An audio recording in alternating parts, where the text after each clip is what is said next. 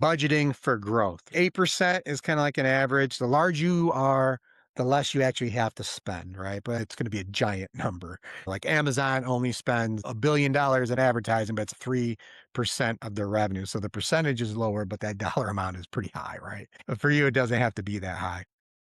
But this is just kind of a really good growth mode. The 6 to 10%, like I said, that 8% number is really good.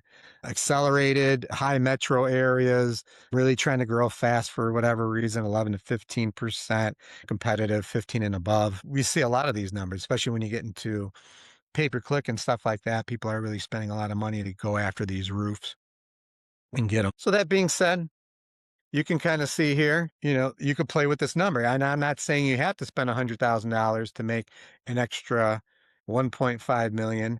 I also put siding jobs on here too. You can also use this calculator as well. I know some of you guys do exteriors and siding, but you could see if I spent almost $100,000, each customer acquired 126, it would cost me $750 to acquire a customer.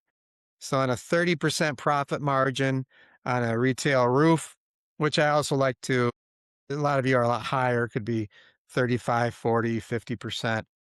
Just using a 30% profit margin, which would be 7,200 bucks. I'm basically stepping over a dime to pick up a dollar, right? It's costing me $750 to make $7,200 in gross profit. And you can see same thing for siding, a little bit different, a lot less of a goal. You always want to ask yourself this question of how much am I willing to part with to grab that money, to get that money? Because you don't want to be so lean in an area that you're passing up on jobs because you're afraid to spend money.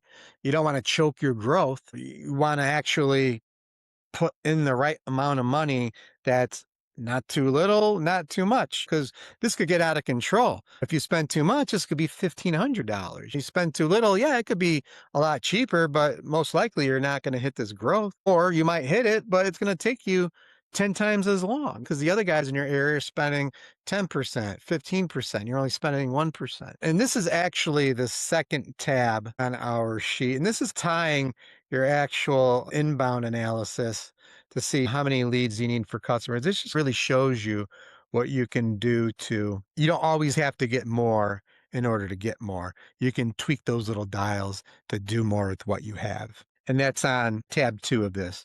So an average funnel, let's say it's 2,000 visits to a website or Google map page or whatever.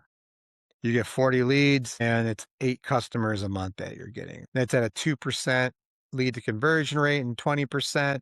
If you want to go ahead and hit that number of doubling this to get to you're going to either have to get this much more. You'd have to double your traffic, double your leads using these same numbers. But if you just tweak those, if you do a little bit better with the traffic that you do have and go from a 2% lead to conversion to a 4%, you could do it that way. Same thing goes with your conversion rate from inspection and estimate to converting to a customer. If you just increase, instead of 1 out of 5, you sold 1 out of 4, you can also get there that way as well. You also want to tweak these little levers as well. And all these calculators are for you to play with.